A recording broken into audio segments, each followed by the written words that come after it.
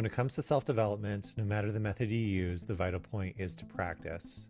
If you're ready to transform your life and claim the potential inside of you, you're in the right place. Welcome back to The Vital Point. I'm your host, Jonathan Schechter.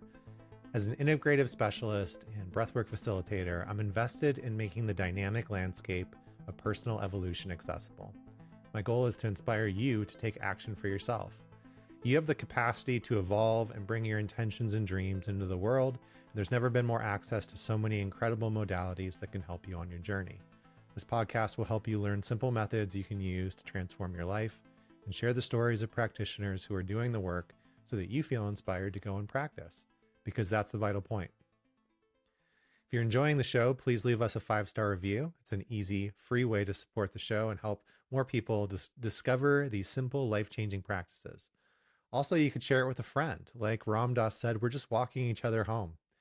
Part of my mission is that this podcast can be a part of that journey.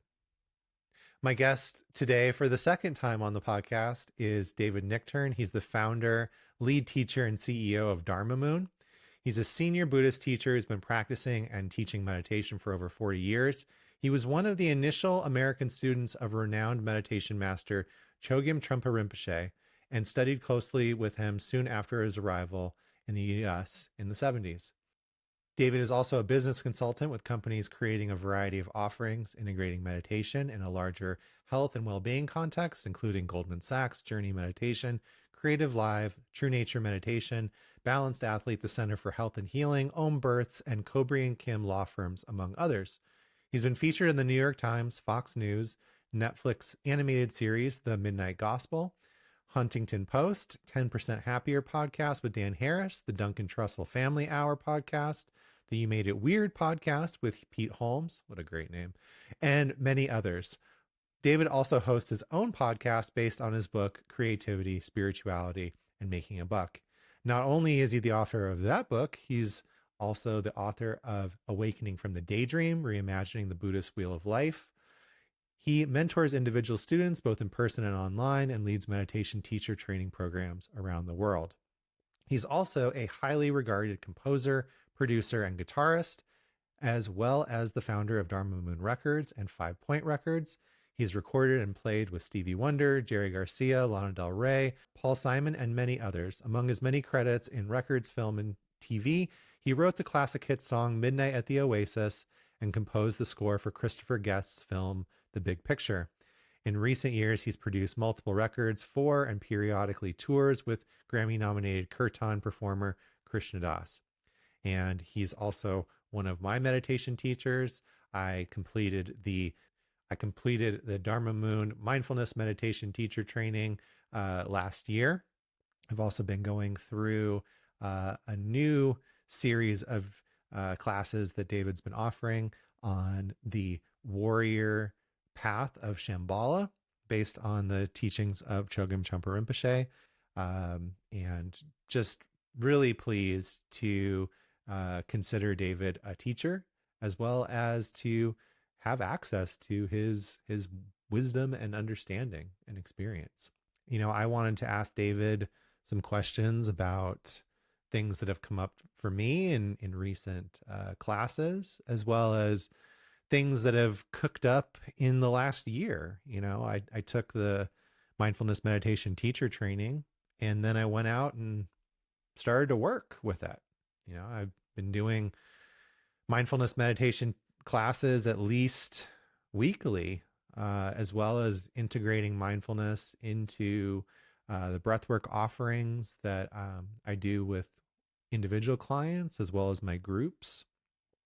By the way, if you are interested in this amazing program, it's 5 intensive weekends over about a 4-month period. They have a new cohort starting in June, and there's an info talk May 28th that's free, where you can learn more about it. You can go to dharmamoon.com to find out more about that. We'll also put the link on the show page. And even if you're listening to this podcast, 6 months from now or whatever, Dharma Moon is always doing these mindfulness meditation teacher trainings. I think they do 3 a year. So definitely go to dharmamoon.com and check out what's coming up. There's a lot of great offerings, classes, group meditations, and cool stuff there. So I wanted to talk to David about one of the concepts that's come up in the current classes that I'm taking with him on the warrior path, um, basic goodness. We also touched in on just what it means to be a human and what it means to genuinely practice and integrate these lofty Dharma principles into our life in a way that is real, in a way that's authentic, in a way that's not full of bypassing or delusion to ourselves. Um, it's something that I picked up from some of the teachers that David studied with, which is adversity reveals our hidden faults. It's all great to sit here and say, "Oh, I'm so enlightened and I love everyone and everything is love and light," when, everything is good in my life, when I have a roof over my head and clean water and food and money in my bank account and things are going relatively well. Do I have that same experience when adversity hits, when life pulls the rug out from underneath me? So yeah, we talked a lot about the Shambhala teachings of being a warrior out in the world and my experience so far with them and a lot of curiosity that I have around that. And yeah, getting into Chogyam Trungpa Rinpoche and his legacy, his teachings, and just how amazing they are. So I feel like I could have talked with David for another hour at least on top of this. I'm incredibly grateful for his time and for the opportunity to share another conversation with you. And yeah, if you're wanting to learn more, if you're wanting to learn more about meditation for yourself or to integrate it into what you're doing out in the world, I highly recommend the Dharma Moon Mindfulness Meditation Teacher Training. It's served me very well. I think it continues to open and unfold. And I just feel really grateful to be a part of this wonderful community. The Buddhist term for that is Sangha. Um, you might even call it being part of a mandala from a different perspective. Enjoy this conversation with David Nichtern. David Nichtern, welcome back to the Vital Point podcast. Back. I like coming back to Me anything. too. Yeah. There's a feeling of a little bit of familiarity, right? Right. Second podcasts are a good time. Yeah. How is your podcast doing?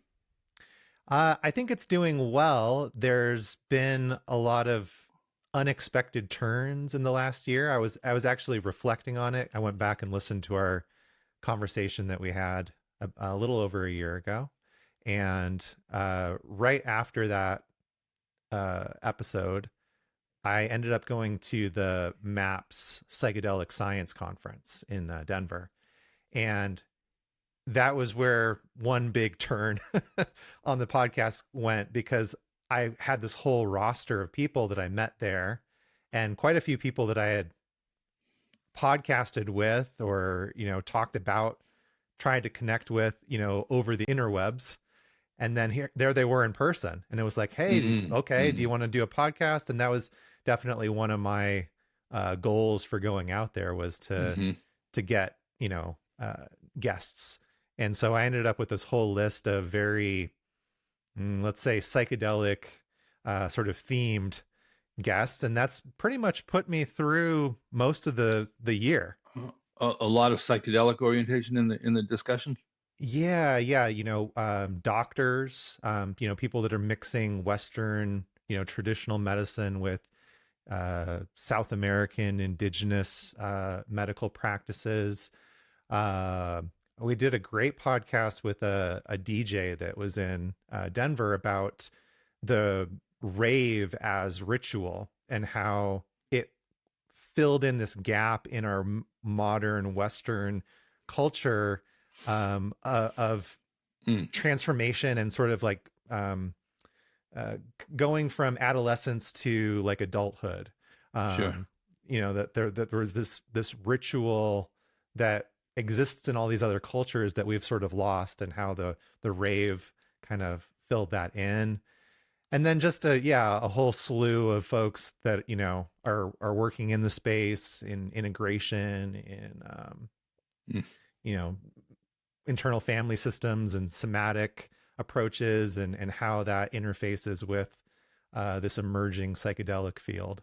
So yeah, it's kept me quite busy in that regard. And at the same time, I haven't had as much time to really devote to the podcast, just with my own oh, work and hmm, juggling that.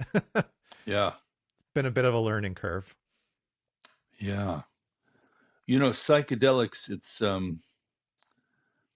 because of my uh, being part of my generation, has a certain kind of flavor to it. It was part of a certain time and place. Um, and the first thought I had when you mentioned it is, those Mike Myers movies, Which ones? where he plays the spy, Oh, Austin Powers. Yeah. Austin Powers, and psychedelic and that kind of artwork that comes out with it, and the cover of a Mm. Jimi Hendrix album and the Beatles coming out with it. And we used to take LSD and then listen to the new Beatles album. It was, I don't know how spiritual anybody was uh, thinking about it, but um, and then I had a second round with psychedelics when more grown up, when I was doing some, more of the meditation teaching arc, and then, uh, exploring with some of my shaman friends the ayahuasca journey. Mm. And, I haven't done a third round of it yet, which is sort of more the clinical and medical approach, but I certainly have friends who are doing it. Um, and, the notion of, if I brought it in, I'd say, well, how can you get uh, to a place that's beyond your conceptual mind? Mm. And how can you access that, include the conceptual mind, because the non-conceptual mind includes the conceptual mind. Awareness includes all the skandhas, all the realms are all included within a field of awareness. So how Yeah. can you not try to bypass all that stuff, which is a lot of the big things that are going on now, are like how to not bypass Right. the body, the emotions, and things like that. And then, is there somewhere to get to that we haven't been to yet?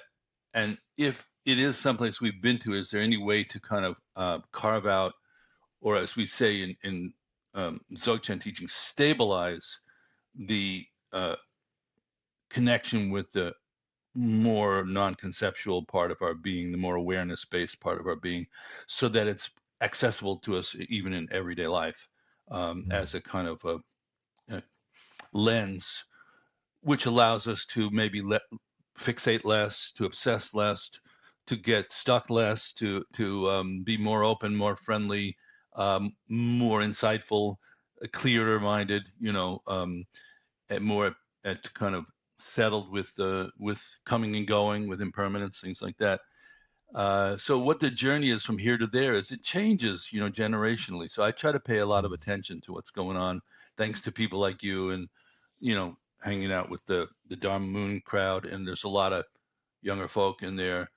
I'm kind of just trying to understand what what's up now, you know, Yeah. because I was that original guy playing the band with Right. Jerry Garcia, opening for a Grateful Dead concert, and the piano player in the band has got dosed with LSD. I mean, I was part of that whole arc, and you know, I'm wondering if what's happening now has anything to do with that at all, or if it's just a natural follow-up evolution of it, or where we are, or if I'm missing something.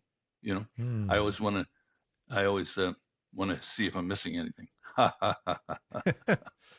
Well, that the last part that you were speaking of, in terms of stabilizing those Mm-hmm. experiences and Mm-hmm. those maybe the insights that are received or experienced.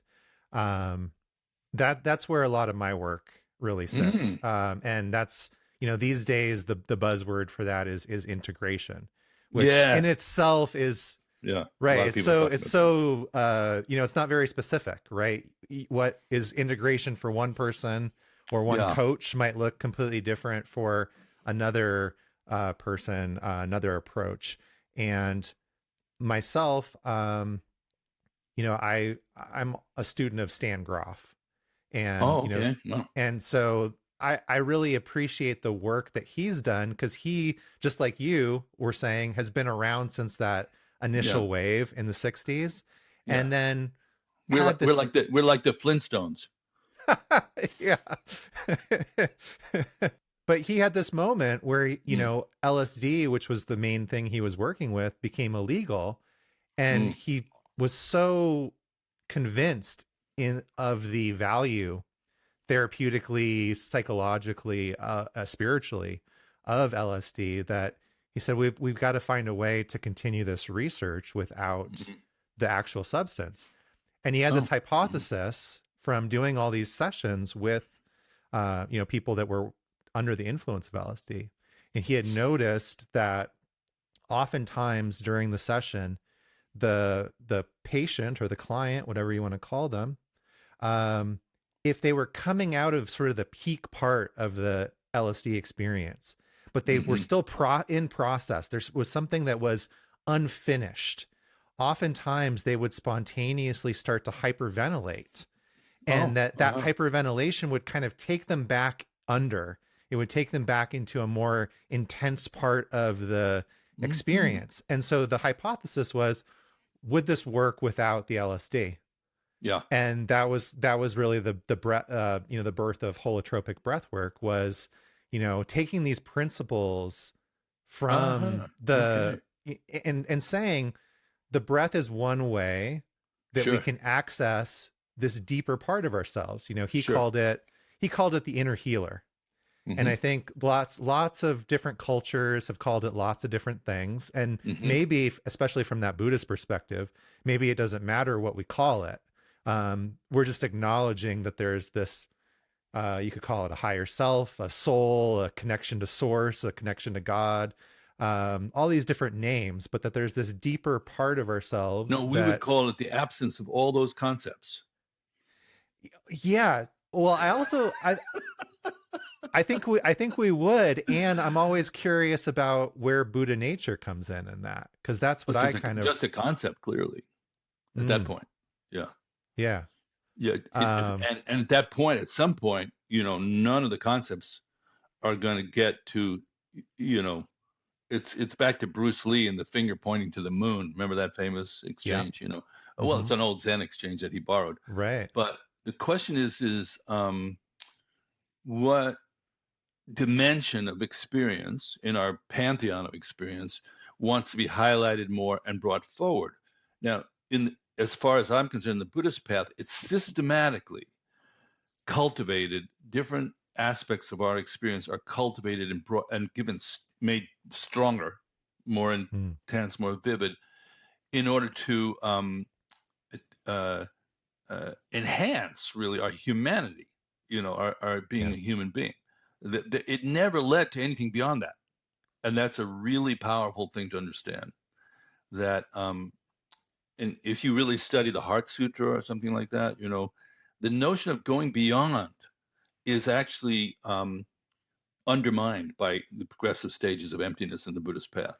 The very notion of going beyond something.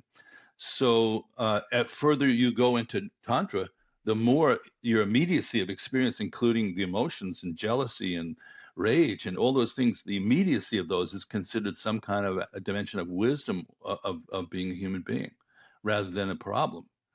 So, at the beginning, we take a view that like we don't want to cause any more damage, any more harm.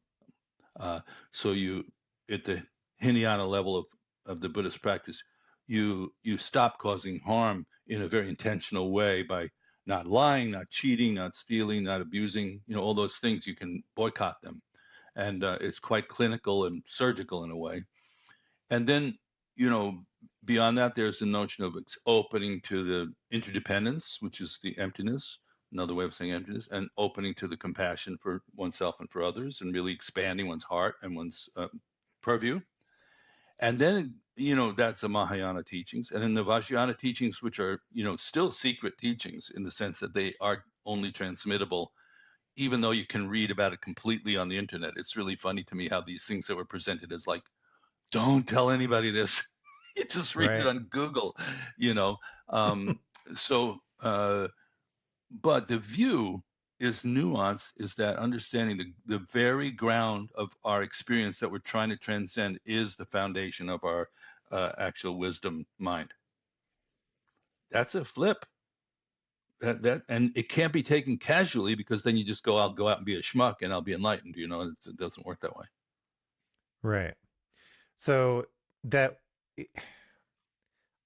I am really interested though in that transition between the experience and the wisdom aspect of it. Like how that anger, I feel Yeah. angry, right? How does that become wisdom? It's now, again, in the Loriana teaching, the Hinayana, you would just stop Just acting on your anger. the Bob Newhart approach. What Stop did he it. say? Oh, there's Stop a it. Yeah. yeah, stop it. Just stop it. That's right. In a way, that's funny, but it's a fair estimation of it.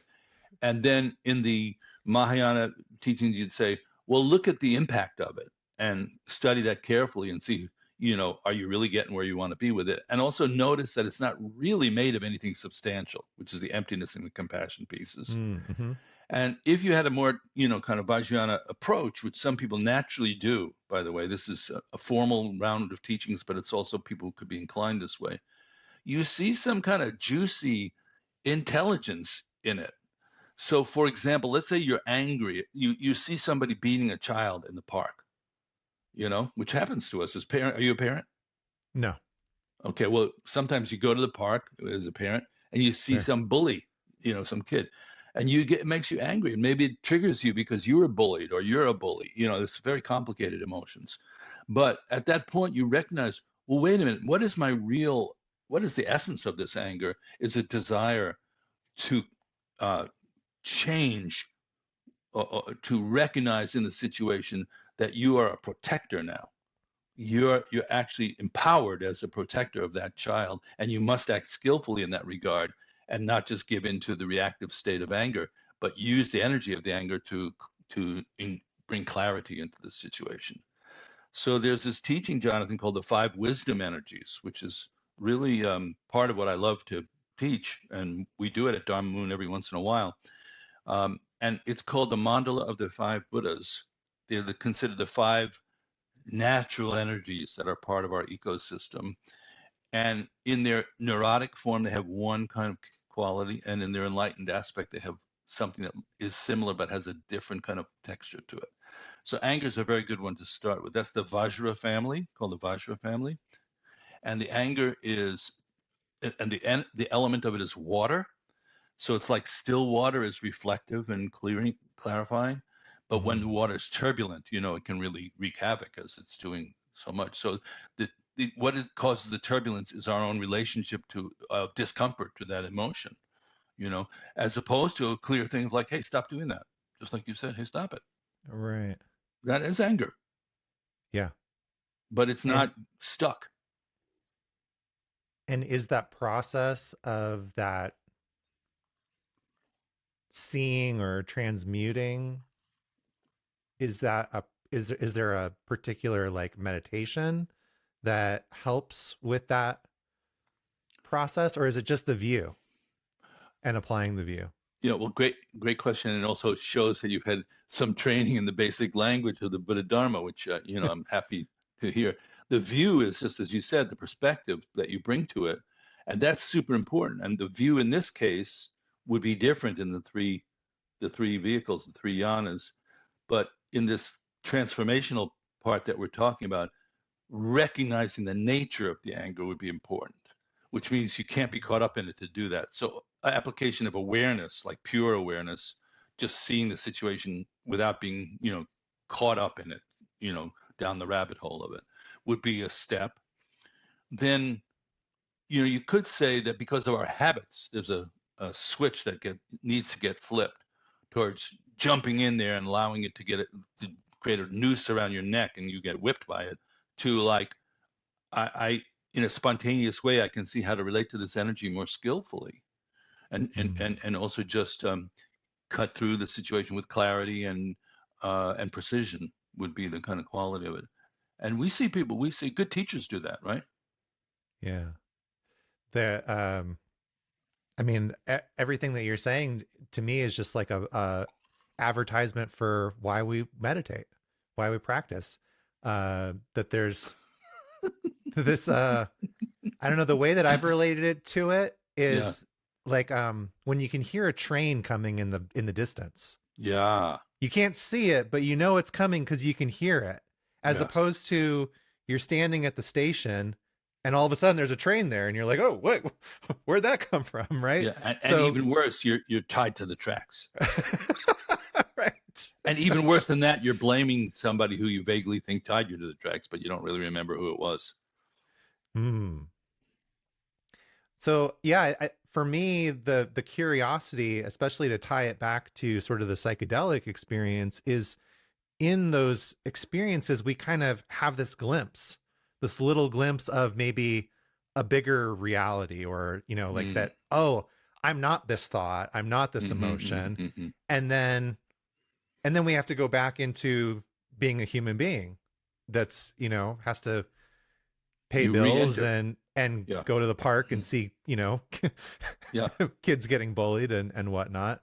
So how do we bring that back?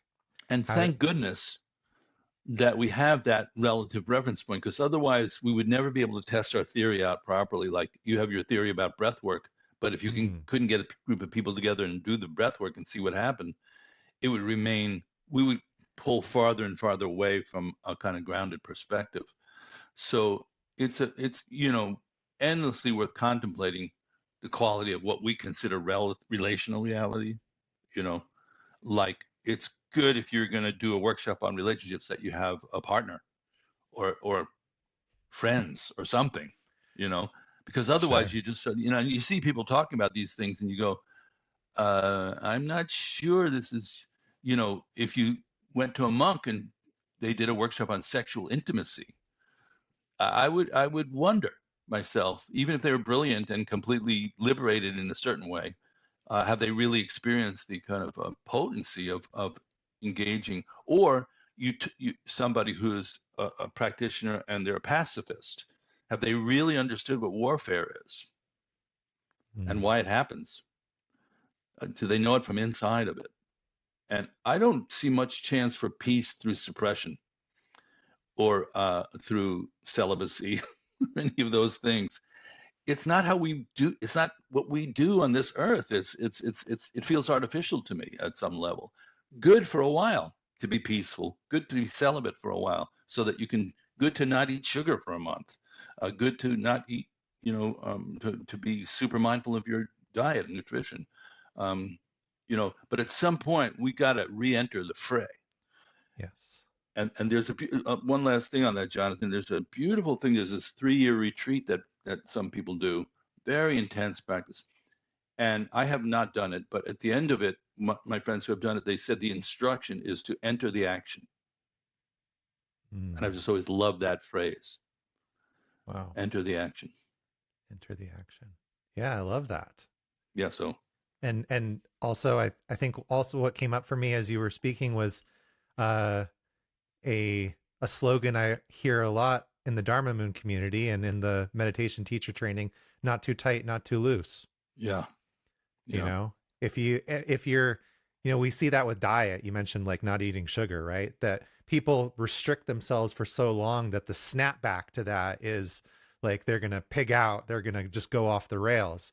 So maybe that's when it's too tight, and yeah. then you can't hold that It tension pops. for Yeah, right yeah. for too long. Yeah. They also call that in the mindfulness practice, laxity and elation are the two guardrails. You're either it's too low, too loose, and too tight. It's exactly what it is. But when somebody's kind of sharp and on point about the whole thing, and they could just relax a little bit, or their whole I'm sure in the Ayurveda they describe these things to a T, you know. And there's also like a danger there, right? Like we're talking about the bypassing. There's all Hmm. kinds of ways that we can sort of do these mental gymnastics and Yeah, contort to fit a view, yeah, or a view that we think we are understanding. Well, I'm a yogi, so of course I can just, behave yeah, however I want, and you're just not getting it. yeah. My generation invented the bypass, and yours has to get rid of it. It's really true. I mean, obviously, there's hope to the last breath. You go, I hope I could just, somehow make it all work out. And the fundamental logic of samsara, the wheel, the cycle of existence, is that it actually doesn't work out, no matter how you finagle. You know what finagle means, Jonathan? I do. Might be an ethnic phrase for some people, but just to Right. kind of try to manipulate it all so that it works out, including big logic, including charm, including using force. I mean, we're always trying to make it work out, and it's hard to just yield to the as it isness of the whole thing. Like I don't know, you're in your 40s maybe. Hmm. Yeah. 43. Yeah. Okay, so the older you get, the more it gets like, oh shit, man, I got my foot in a bear trap here, and I'm reaching for the honey. Hmm. And I remember sitting with Ramdas. We had a dinner for him at Maui, and he was eating this piece of chocolate cake, and I went over to him to just say hello, and he pointed to the cake and he just said like, I can't cut here, I can't cut. And anybody has any addictive element, which is all of us, to something, knows how hard it is to cut, to really be free from that kind of desire that is just Mm-hmm. purely habitual. It's powerful. I think the 12-step people have a lot of insight into some of these things. Yeah. And that's another area that I've been working in since the last time we talked. I work a couple of days a week at a inpatient treatment center for Mm, behavioral health and mm, a lot of folks with substance abuse mm, issues. And the the perspective that I take in that work is that, like, looking at it through the lens of the nervous system. And we know that the nervous system is there to keep us safe or to keep us from danger that it's perceiving, whether that's real danger or perceived danger. And that in the absence of knowing how to regulate our own nervous system, how to bring ourselves into a place of calm and safety, that we turn to things outside of ourselves because in the past it's worked. And maybe it's not a good long-term solution, but it hmm. worked before, like Sure. I know when I was, growing up as a teenager and full of a lot of anger and, other emotions that I hadn't processed, getting drunk, blackout drunk for the first Mm. time solved my problem for a couple of hours. Now, Wow. it created a lot more problems later Sure. on down the Yeah. road. Downstream. Um, Yeah. but one of Mm. the things that I'm trying to impart to the folks that I'm working with is this shift between, well, you could say I'm an alcoholic. Yeah. On the other hand, you could say I'm a person that's in pain and is trying to use alcohol to solve that problem. To me, there's a fundamental difference there because being an alcoholic is like part of your identity. It's something that you can't shake, right? But Yeah. what if we say, I take the are you familiar with Dr. Gabor Mate? Sure. So he always says we shouldn't ask why the addiction, we should ask why the pain. Well, that's very Buddhist. That's the first noble I truth, is I the think truth of the so. suffering, and then looking at the source of it. So I don't know if that's his reference point for how he got there, but certainly Buddha got there. And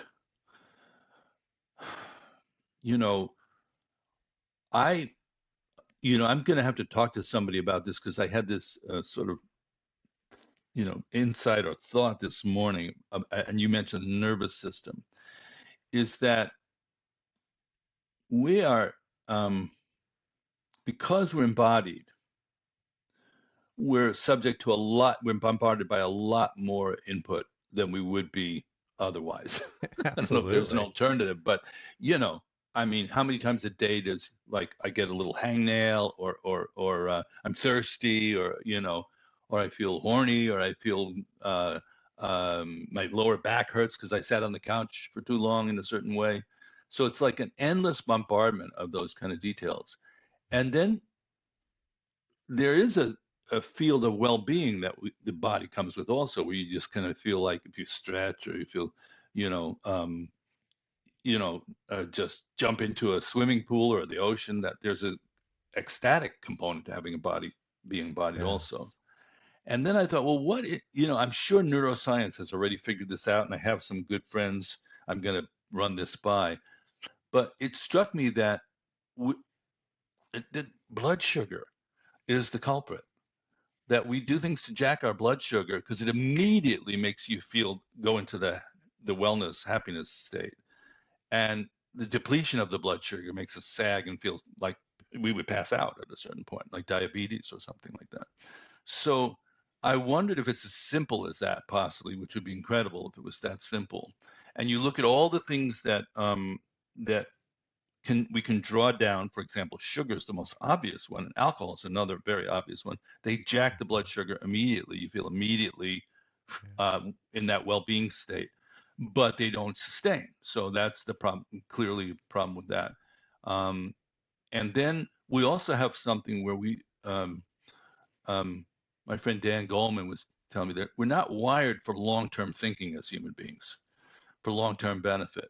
We most of our neurological system is wired shorter term than that. Short-term memory. Is that true in your experience? I think so. Yeah. So therefore, we can't really reason it out and go like, okay, look, I know if I eat this sugar, if I eat this ice cream tonight, I'm going to feel like shit during the middle of the night, and I'm going to wake up with kind of a mild headache and whatever. Right. And that does not have as much impact as the rush. So I was thinking there's going to be a pill somebody's going to invent that neutralizes this, Hmm. and it's going to cure alcoholism. Well, I don't know if they, maybe there is that pill already, but it's just going to attenuate your nervous system so that you yeah. have enough. Maybe that is already the essence of some of these medications that are like manic depression and things like that. And I'm an idiot in this area. I'm a rube, so I'm just really talking from a very intuitive space. But I'm gonna verify it with some of my smart friends. Yeah, there's I I relate to a Buddhist parable, and you can probably tell me like a much more detailed version of the story. But the way that I heard it, or the way that I recall it, it goes, there was a guy that goes to the Buddha and starts asking all these questions, like hundreds of questions, and questions about the how the universe was created and what happens after we die, and all these questions. And the Buddha says, well, I have a question for you. If somebody shot you in the arm with an arrow, would you look down at the arrow and go, I wonder what kind of wood that arrow is made of, and where the Mm-hmm. guy that made the arrow grew up, and what his dad did, and all these things? Or would Mm-hmm. you just be worried about getting the arrow out? Yeah. Uh, yeah, I get the parable, and you're right. I mean, that's why Buddha is called the great physician, and medicine Buddha and all those kind of things. Because look, and also, um, he was also a great metaphysician too, though, which is interesting. That once you get the arrow out, um, why did that guy shoot me? Mm. How did that causality come into being? So I think we were talking that I have, Jonathan, all my friends are Dharma people at this point. It's not like if you weren't into it, I wouldn't hang with you, but it's so effusive in my environment that like we went to a Japanese dinner out here last night, and that's all we're talking about is Dharma and meaning the kind of causality. And the big topic there, which one of the people raised and which I wrote a whole book about, called Awakening from the Daydream, is karma. And understanding karma is We got a plug. You know, it is, and I said to my friend, because something had happened to their family that was, one of these tragedy level things, and you go, why? Mm, Even I have all this spiritual background, and I have guru, and I have this. Why did this happen to us? And mm, so I said, and I quote this pretty frequently, that only a Buddha, or i.e., a fully realized being, can understand karma fully. We can get the idea that, yeah, you punch that guy in the face, of course he's, mad at you and, going to, roll over your flower bed with his Jeep. I mean, it's that part we can understand. We can understand what happens in intimate relationships at some level. But the big picture ones, like why now? Why Israel, Palestine? Why war? Why peace? Why is the gender uh, relationship aspect being so re-examined at this particular time in this place? Um, what about systemic problems that are not just an individual problem, like big karma, mm, you know, mhm. and that only a Buddha could see all with that scale of mind and that level of not being invested and reactive. Could you see all the causes and conditions? And they could tell you, oh, Jonathan, they may even be able to tell you what's going to happen to you in some sense, or do divination or whatever, Yeah, but they'll it's know where you happened. came from. But us regular people, we don't have that level of, so we can't say, oh, this person has cancer because they had an anger issue. That would be stupid. Right. That would be inappropriate use of partial information. So Yeah. um, even though we have hints about whatever, so understanding karma, I mean, I think that's that notion probably would go along pretty quickly with getting the arrow out of your arm. Mm, Yeah, you're right. First, get it, and relieve the immediate suffering, which comes from clinging too much and too much fixation. But then look deeper, and that would be beyond what you're talking about there. That would be Buddha as metaphysician, in addition to physician. Look for the ultimate cause, the ultimate source.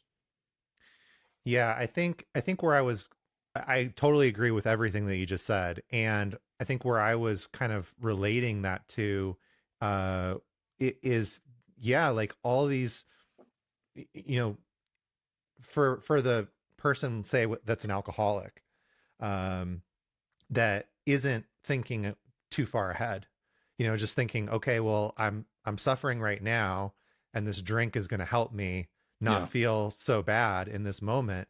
And then when that wears off later on, then that almost creates more suffering. It creates, shame and guilt, and drives that habitual pattern even further, because now you've like almost added more fuel to the fire. um well, and as we started talking about, that's where this comes in.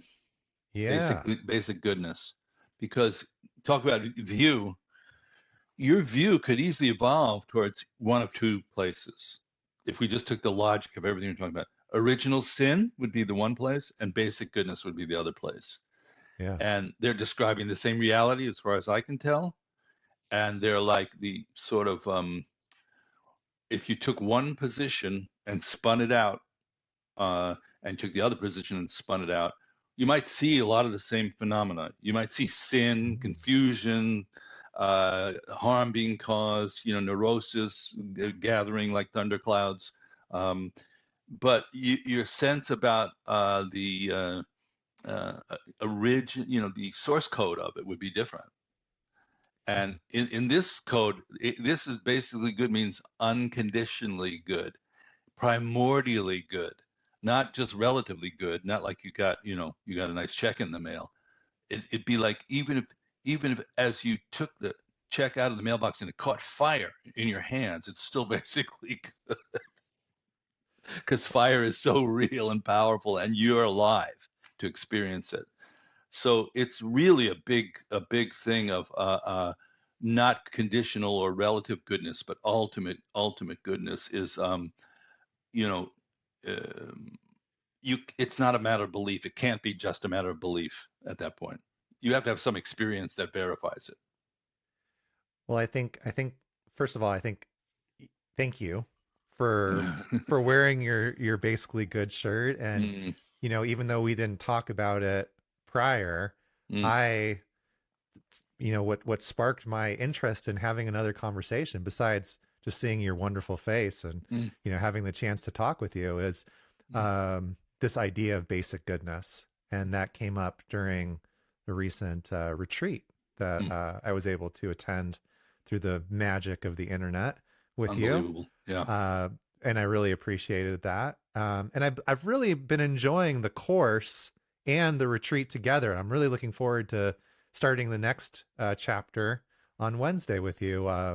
Continuing it further. But um, you brought up this idea of basic goodness, and you had this sort of side note of, well, this is a really big topic, and this is one of those places where people start to ask questions or have some deep thoughts. I think you had used Hitler as an example of, like, well, if we're saying that everything has this basic goodness and this primordial, what about these evil in the Yeah. world? Yeah. And so I did want to ask you about that, but I also wanted to just share with you the reflection that had come up for me as you were giving this teaching during the retreat. Um, in you and I have talked about Garchen Rinpoche before, Mm. and Were you there last weekend? I was not, Oh, no. okay. Hmm. um but in in the sangha and the community of Garchen Rinpoche, um we always start everything with a series of prayers. That's not special to that sangha, but there is a particular prayer that he's said, this is specific to the Drikung Kagyu lineage. And Hmm. it starts, kind of, okay, I've heard this before, all mother sentient beings. But then it says, especially those enemies that hate me, obstructors that harm me, and those that create obstacles on my path to liberation and all knowingness. May they have happiness. May they be free from suffering. May they be liberated. And I remember there was a teaching that he gave where he said, those people, the people that harm us, I consider them even more special than the people that love us, because they're going to teach us things that nobody that loves us will ever do. Well, and Jonathan, here's the thing. Him saying that and somebody at a New Age flower festival could be Right. taken as two different things, because you talk about talking the talk and walking the walk. He was Right. in, Chinese prison camps for 20 years. He did a lot of his Yeah. practice there. He had the Yeah. shit beat out of him, from what I understand. If anybody wants to, I again recommend watching that documentary about him. Maybe you could post that up Yeah. as an example of what the bodhisattva ideal is really all about. And Mm. it's that somebody could transmute even the most ignorant and aggressive kind of behavior into a space of transformation and compassion. And I have not met him. Krishna Das has gone there a bunch of times, and he took a bunch of people there this last time, and people had powerful experiences. But I believe it's because that this particular Rinpoche, Garchen Rinpoche, um, has the fruit of that practice. Now, Right. when you go see a tree, you go like, "Oh, that's an apple tree." I recognize it and so forth. But when you see the apples on it, in that Mm. case, I feel fairly confident saying that he has the fruit of the bodhisattva, of the Mahayana practice. Yeah. And you know, I'm really happy that my friends and all the people in the band and stuff like that have had the experience of tasting that. I've had the good fortune of meeting many Tibetan great teachers from even the previous, I call it Star Trek, the previous generation. So I have embedded in me indelibly, like the kind of quality of being of some of these fruit of the tree of that. And of course, the culture was complex. And of course, Trungpa Rinpoche, when he said cutting through spiritual materialism, he was also talking about Tibetan ritual getting out of hand and becoming a kind of like a, the essence being separated from the ritual at times. And of course, he's talking about the West and us not buying into like just another, uh, showbiz kind of version of reality. Uh, but at the same time, you look at somebody like him and you go, well, this is somebody who's alive right now who has the fruit of that tree. And if you're inspired by the vision of it and you see somebody who's accomplished it, you go, I'll have what they're having. I'll have what Yeah, they're having. So that's absolutely. very heartwarming to hear that, um, and to hear that view. But does that mean, so here's the problem, is that, like, I used to teach Shambhala training all the time, which embedded this level one of Shambhala training was basic goodness. And Uh-huh. you're supposed to get up there in front of a bunch of people who never heard of it before and try to explain what it means. And then we would have a very powerful and heartwarming weekend, and everybody practices a lot and they start to experience themselves through the mindfulness practice and settle in. And then you have questions and answers. And this happened almost every time. So I say, oh, well, Sunday night, thank you very much, everybody, for coming. It was great to be together and share these thoughts and your thoughts. Um, but that's, we have to, that's all we have time for.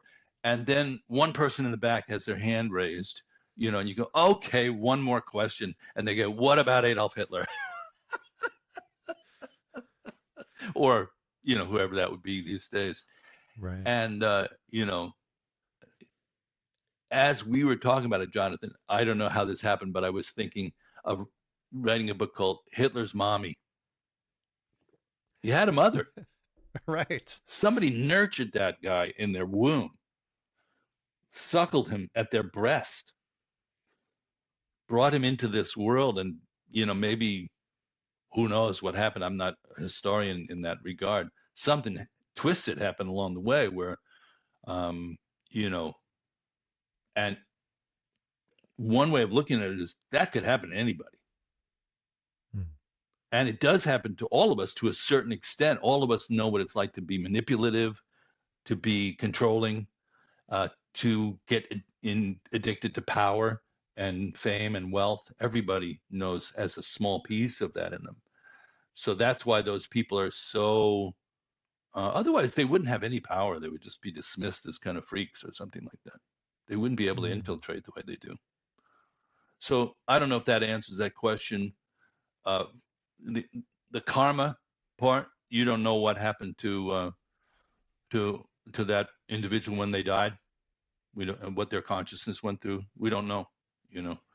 Uh, so, and we know that we have to protect at a relative level the well-being of human beings, because of people like Garchen Rinpoche are not saying, they're saying yes, take those people into your bosom, into your heart anyhow, and use them as your teachers. But they're not saying just do what they say and Right. and give them free reign over others. They're not saying, Right. nobody in their right mind is saying that, right? Right. Yeah. I think what I've gotten from those teachings is, well, maybe my perspective isn't right, or maybe there's a bigger perspective Mm. outside of myself. I could look at it as, oh, this person's giving me a problem. I Mm. could also look at it as, wow, what a wonderful opportunity to practice patience. And then Well, that mhm. transforms that experience. It doesn't mean that I can't be upset. It doesn't mean that I have to do what they're saying, or, acquiesce to them, like you pointed out. Um, so for me, it's like, where does that become authentic, as opposed to like this mental gymnastics of, no, there's a human being that's really upset. I can't just go, oh, well, they're trying to teach me patience, and, they've been Yeah, my that's mother in a bypassing. past life. Yeah, And, that could be bypassing, as you said, right? right. Yeah. Yeah. So there's uh, we studied the four karmas, in our teacher training, right? The member pacifying, enriching, magnetizing, and Hmm. destroying. And there is a time for very direct cutting through action, and that is the enlightened aspect of anger. You would be able to um, cut through to whatever, and that's also the path of the warrior. Warrior cannot get trapped in inaction and contemplation. Hmm. That's an important point. They can't be stuck with contemplation as the only activity because this is a world of action too. So Yeah. what would a so at the risk of getting everybody mad at me, just this joke, about Hitler, that um, there's these these Polish soldiers are trying to, assassinate him, Jewish guys, and they recognize this guy's a, gotta go, and so they plant a bomb at the gateway to a palace that he's supposed to be coming to for a dinner that night at 7 p.m. And they're across the street with the switch for the bomb, and when he pulls up, they're gonna pull. Do you know this? No, I don't. I'm Okay, excited. they're gonna flip the switch, and they're going, all right, you know the instructions. When he comes, we're gonna flip the switch and we're gonna take him out because he's a very destructive. We got to get rid of this guy. He's killing a lot of people. And so at 7 o'clock, he still hasn't arrived. At 7:30, still no Hitler. 8 o'clock, still no car. And they look at each other and go, gee, I hope we have the right palace, And I wonder why if it is, I wonder why he's so late. I wonder what happened to him. I hope he's okay. I think that expresses something about human nature that's in our heart. We have immediate access to vulnerability and tenderness, even for somebody like that. If we just saw them be vulnerable for a minute, we melt. And these people are so stuck. Sociopaths are so stuck with no access to the book. They have no access to this, Right. because it would mean they would have to re-enter the human realm, which has been painful for them. So if I'm following you, some of the antidote to maybe an external enemy is remembering and acknowledging that they have the same basic goodness as everyone else. Well, you have to feel it. And that it gets, the more cut off somebody is from it and the more harm they do, the harder it is to feel. You do the metta practice, like what Garchen Rinpoche was talking was metta practice, basically. Yeah. And everybody, when they get to the enemy and feeling love and compassion for the enemy, all of a sudden the degree of difficulty goes up like 10 points. Yeah. And you go, yeah, may you be safe, may you be happy, motherfucker, may you be healthy. You watch your own mind start to get, right. I don't want that person to be happy. I don't want them to be safe. So at that point, for me, the trick is noticing your own aggression, actually. You can't do much for that person. They're not even there, really, is the bottom line. And their mother might think they're the coolest person on earth. If you're not doing Adolf Hitler, right. But if you're doing, your neighbor who ran their Jeep over your dahlias, you might think, well, gee, from somebody else's perspective, they see these qualities in this person differently than I do. But that's all still head spinning. So unless you can feel some tenderness, you're not going to eat the fruit from that tree. You can't just eat it hypothetically. And that means you have a broken heart, Jonathan. Broken. Bodhisattva's heart has to be completely broken. And you have to feel the sadness of the whole thing. I mean, that's one of the insights that I've had from saying that prayer for so long is I remember one day going, well, wait a minute. Here I am sitting in all these teachings about how that basically everything that I'm experiencing is in my mind. The way that I'm experiencing the world is in my mind. And not to bypass and say that there aren't bullies and external enemies. People shoot, somebody might shoot an arrow at me in my life. But what percentage of my quote unquote enemies are actually just in my mind and the way that I'm perceiving this situation? Yeah. Somebody's doing something to me on purpose because they hate me or they're evil or they're wrong, versus, well, what about how I'm perceiving this situation? And it's all worth examining. And it includes varieties of skillful action in your interrelational reality that are not always passive. You actively engage. And, there's that the warrior, I would say, is a balance. The lineages the warrior tradition comes from is fearlessness and gentleness. That's two interesting things to put together. So, it's not the kind of fearlessness that has become toughened and hardened to the point where you can't feel anything. You have to feel the tenderness at the same time as manifesting some kind of strength when it's needed. So part of that tradition is, you would have to include protector principles in there, like they have in Vajrayana Buddhism. Some of the enlightened beings are very, very fierce. The Mm-hmm. representations, the protectors, right, the Mahakala shrines and things like that. Those are an aspect of reality which is not putting up with any kind of Right. careless, frivolous, self-centeredness. And uh, they're the same energy as Tara and Avalokitesvara. But they're covering a different part of the beat. You could say. Yeah.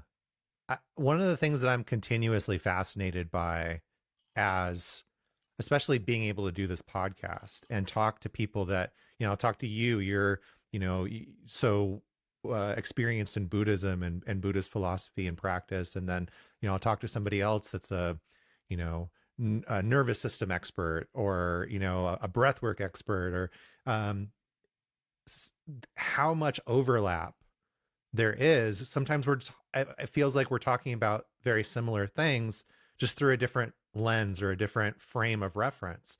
Because what I'm hearing, how I'm relating it back, is, things like internal family systems, where you're looking at these parts of yourself, maybe these fierce parts, maybe these protector parts, Mm, and you're getting curious, instead of saying, oh, this part is good, this part is bad, and if it's bad, I need to banish it, I need it to go away. yeah, It's like getting curious, not only loving that part of ourselves, but saying, what are you here for? yeah, What's your job? What are you protecting me from? What's the fear underneath? If you're not there, what's going to happen? And then you could appreciate that protector, instead of saying, oh, here's this part of me, I have to figure out how to get rid of it. It's like, oh, actually, thanks for keeping me safe. Thanks for having a job. and awake. Right. Yeah, so the third quality you could say with fearlessness and gentleness is curiosity. Yeah. When Opposite of you're judgment. training a warrior in some of these texts, you're supposed to train the kid to be very curious, like even at the level of why is the sky blue, that kind of level of not taking anything for granted. And it would be the opposite of training didactically from faith-based perception. So if you're going to raise a warrior, either literally like your children or your family, or your community, your students or friends or whatever, you invite prajna, you invite investigation, you invite curiosity, um, invite them into a space of fearlessness. You invite them to discover the nature and experience of fear. They say without knowing the nature of fear, it's impossible to experience fearlessness. And to invite them into the world of gentleness, uh, you would invite them to explore their own feelings, which is, you don't have to go any further than that, actually. Yeah. If you were willing to touch your own heart and your own feelings, you know a lot of what you need to know about gentleness. And it's our shielding. So it's the opposite of that kind of, the warrior's armor would be more like patience or discipline, as opposed to like a kind of thing that blocks out, that protects the vulnerability. I really have been enjoying, learning about this warrior path and warrior lineage and the Shambhala teachings. Um, for one, it feels really accessible and vibrant to me, like really applicable to what we're living with, and Mm, the world that we're in a way that sometimes doesn't feel as vibrant, reading something that was like written 1,000 years ago mm, and in a different culture, a different right. time. um it's not that those other teachings don't have any value or anything that we can learn from it, but there's just something. Yeah, the word that kept coming up for me was vibrant. Mm. um Well, and then we were talking about Windhorse and Lungta, which yeah. is the vibration of the warrior energy. It's tapping into that. It conquers depression, doubt, stress, anxiety. It's like um, cutting through to some part of ourselves that is actually vibrating, that's not stuck. And and there's a path that's fairly well laid out, and we're about to get into at Dharma Moon that next course, which is the 4 qualities of the warrior. Are you going to be joining us for that? Yeah. So Excited. that's some really rich material, and you'd wonder how, like, why would somebody like me at the tender age of 76 be so animated talking about this, unless I was a maniac or something like that, or it's the teachings themselves resonated so deeply with me personally in my own journey, in my own life. So Yeah. that's when you get, either you've got to be careful because you could turn into a fanatic at that point, which is, I think, how some of the people have become fanatic. They believe so much that they've sampled something that's useful. So I feel we should temper that with some kind of, uh, my Tai Chi teacher said there's no weapon more dangerous than the hammer of God. Mm. You hammer somebody with your belief system or things that have inspired you, and you lose track completely of who you're talking to and what their needs might be, or their language might be, or their way of understanding might be. And You forget about their basic goodness.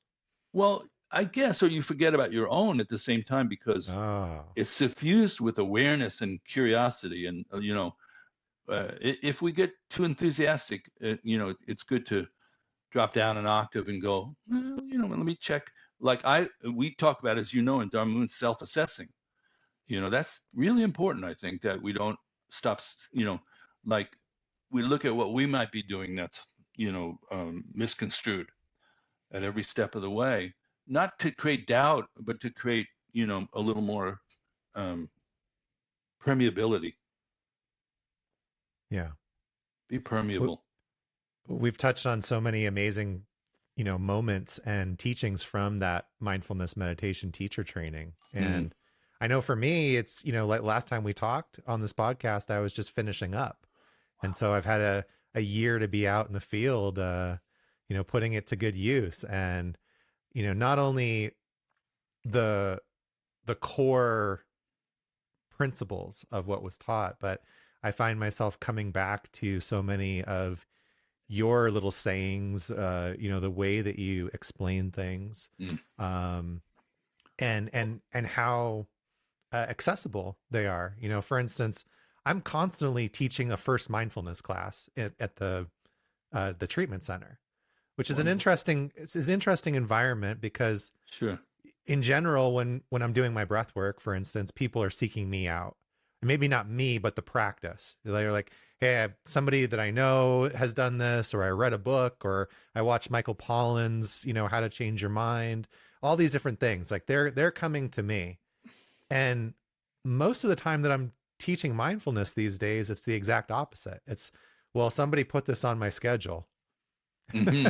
And I've, either I've never done it or I've done it once and it was so overwhelming that Right. I can't do it.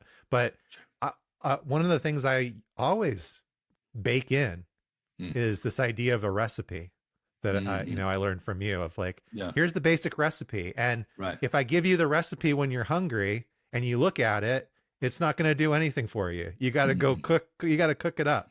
Right. Uh, Right. so yeah, Yeah. so And I many. just completely, that idea is so traditional.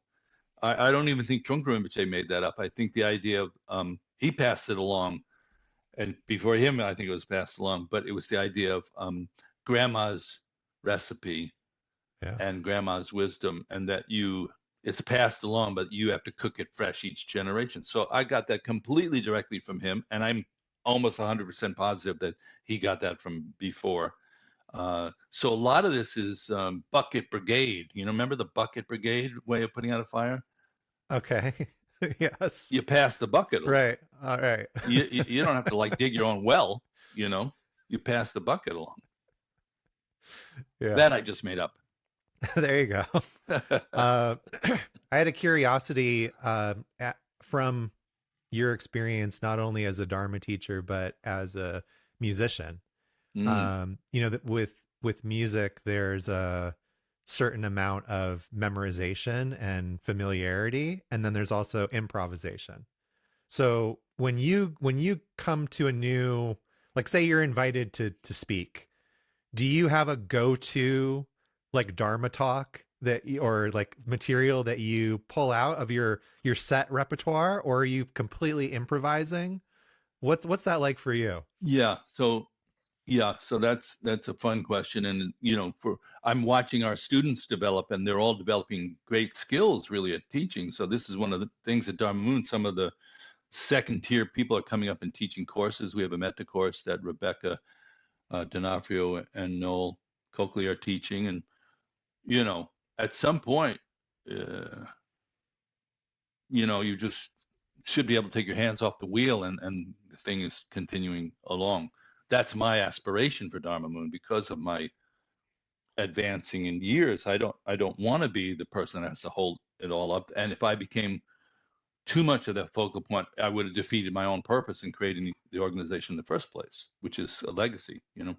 So um, for me now, I would say, it's a little bit like playing with KD, Krishnadas. I know the charts. I know that we're going to be flat at this point. I don't know exactly when he's going, and I don't know when we're going to pick up tempo, and I don't know exactly what I'm going to play.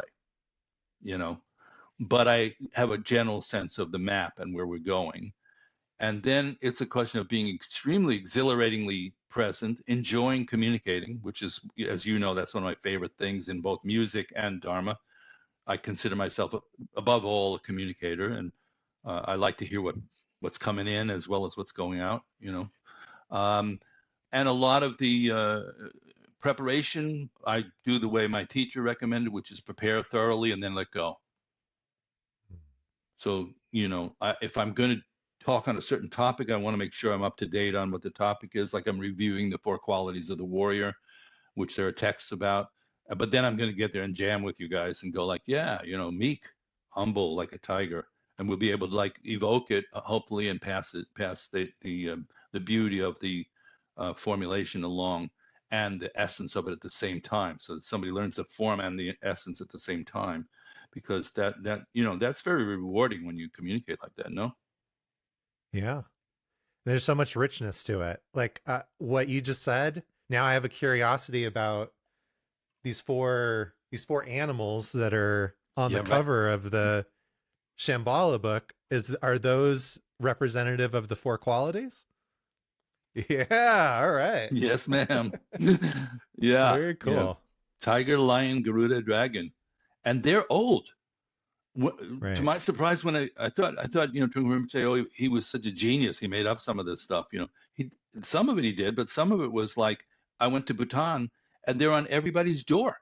Those four Mm, dignities, and a version of them is in the shamanic tradition, and a version of them is in the Chinese tradition, and yeah. and so they represent primordial energies that people have experienced, expressed somewhat through animal spirits, but the tiger is an actual animal. The snow lion is not. The Garuda is not, and the dragon is clearly a Wow.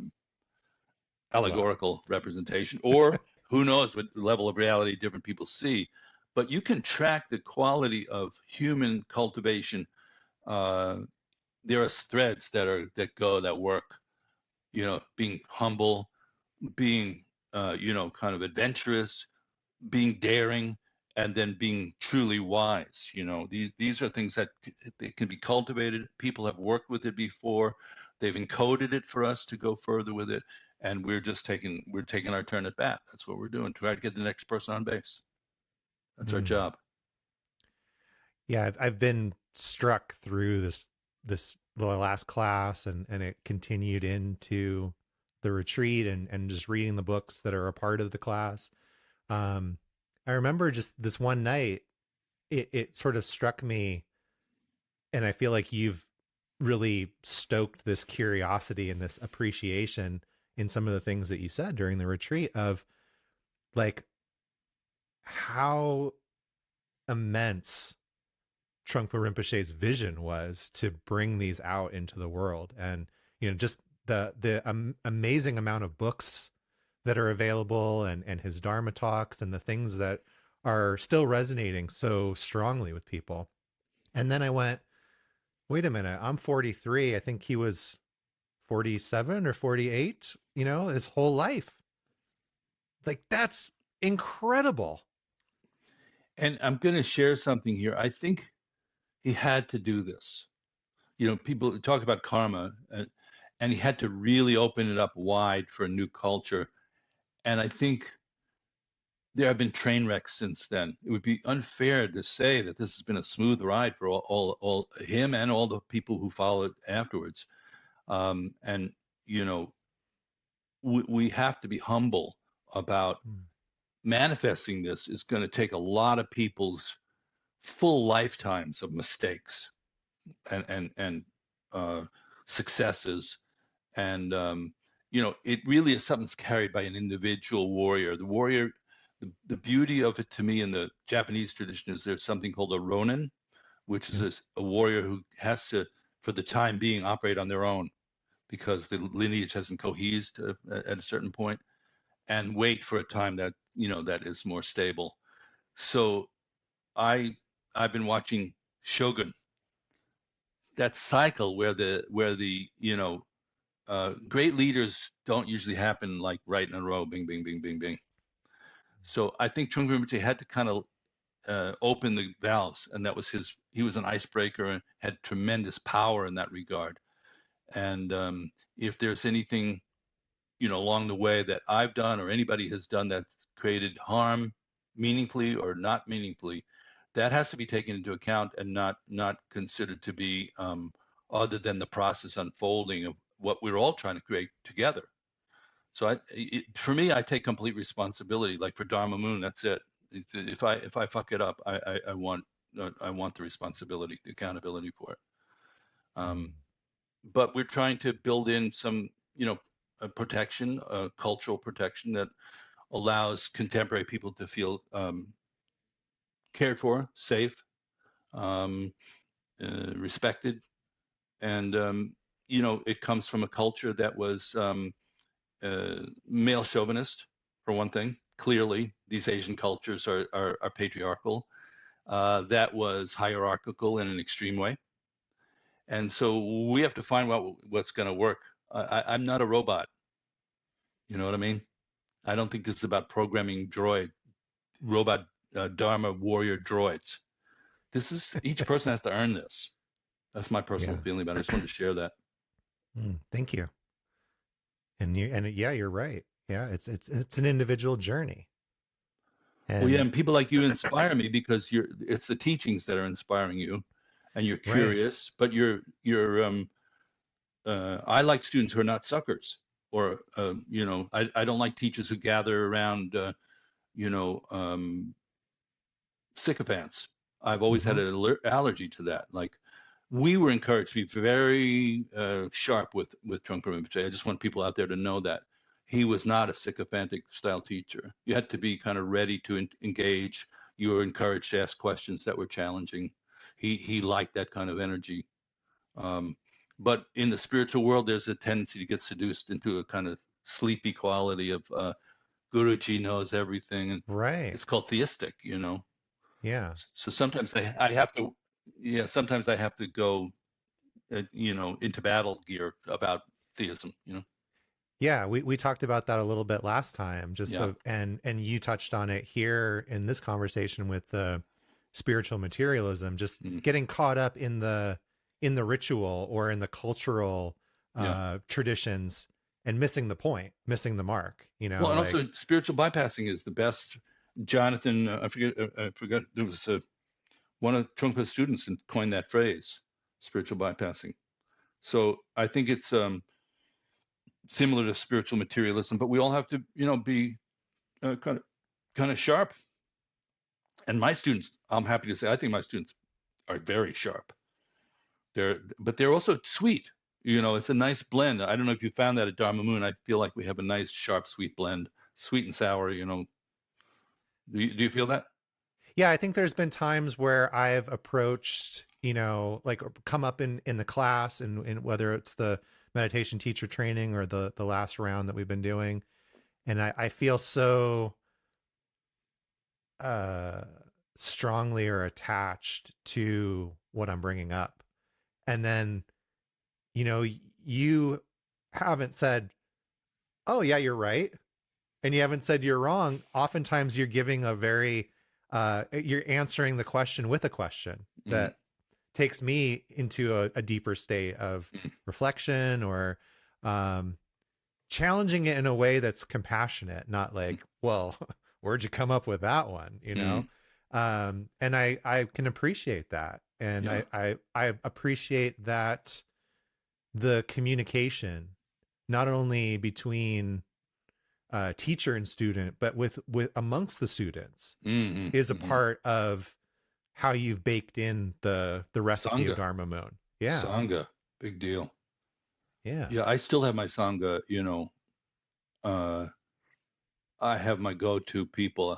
You know, I can't help myself here, Jonathan. It's just where I was raised near the Catskills. It's like Charlie Manson in the prison cafeteria. And he's saying, "Is it hot in here, or am I crazy?" You, you have to ask yourself that question.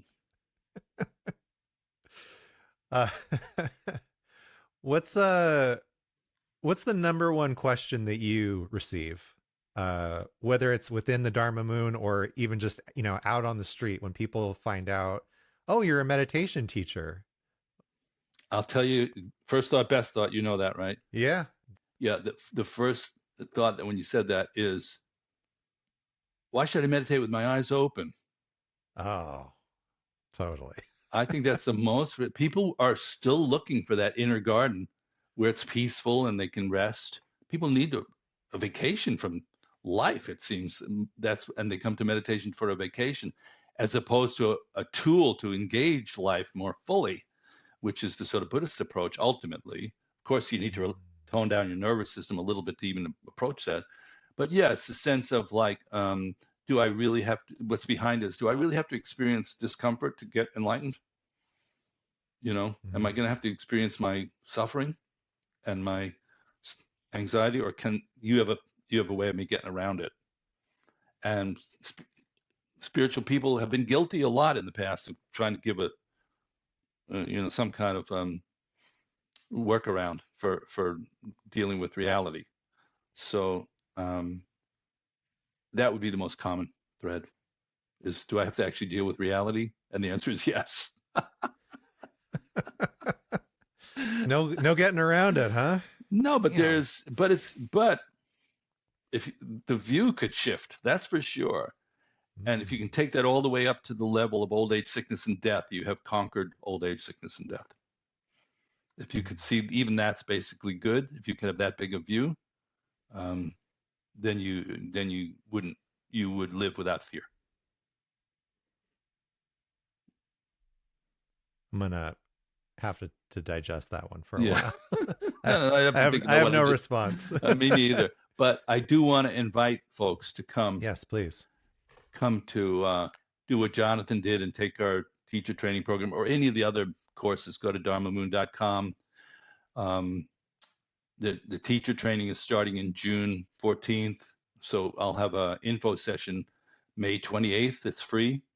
You can go to the website, sign up for that. Come talk to us, come hang out, check it out. We're experimenting as we're going. With people like you are helping to shape. Dharma Moon is not something that was prefabricated.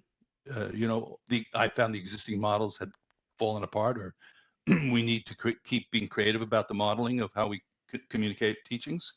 Mm. So come and take part in that. But if you're interested in mindfulness in particular and how to do it properly and how to share it properly, we've worked out pretty hard on that program, and please come and join us for that. Yes, please do. It's been an amazing experience, and really enriched my own, not only my ability to teach, but my practice in and of Mm, itself. Just to go back to what David said, even going into the mindfulness meditation teacher training last year was this invitation to open my eyes during my meditation practice. And look where I am now. Laurel and Hardy, what a mess you've gotten us into now, Ollie. Yeah. Thank you, Jonathan, and um, you know, I appreciate you expressing your heart in the way you are and trying to help people. This is good. This is a good thing. And, you know, I'm not that cynical about it. I see somebody like you, it makes me very not cynical. I go like, let's not keep dwelling on the negative outcomes taken from bad karma, but let's see if we can, at least work in a small way with helping people. So when I see Yeah, that happening, I'm very, very positive about it, Jonathan. What you're doing is very good, and it's healthy in a really fundamental way, and I support you. I appreciate that. I appreciate you as well. I've learned So a great deal. let me know what's up, and best wishes to everybody out there in podcast land, and uh, come check us out if you have a chance. Okay. Hope you enjoyed that amazing conversation with David Nichtern. If you're enjoying the show, please make sure to like and follow on whatever platform you're enjoying us on. And make sure you sign up for the newsletter at bluemagicalchemy.com. Like David mentioned, he's giving a free talk about the upcoming mindfulness meditation teacher training. You can go to dharmamoon.com to learn about that and to register. And just on a personal note, if you're interested in deepening your meditation practice or becoming a mindfulness meditation teacher, I really can't recommend the Dharma Moon Mindfulness Meditation Teacher Training Program enough. It's been super transformative for me, really helped me step into teaching mindfulness with a lot of confidence, as well as just deepening my own personal practice. So definitely would recommend checking that out if it feels in alignment to you. Thanks again to David Nichtern. Always a pleasure to talk with you. And thank you, the listener, for tuning in and supporting the show. Until next time, remember, it's not about the method you choose or the pace at which you travel. The vital point is to consistently show up for yourself in practice. As the saying goes, it's not the destination, but the journey that truly matters. And I'm honored to be a part of your journey. Please don't hesitate to reach out. I'm just a email, DM, or review away. And until next time, keep exploring, keep growing, and above all, keep practicing, because that's the vital point.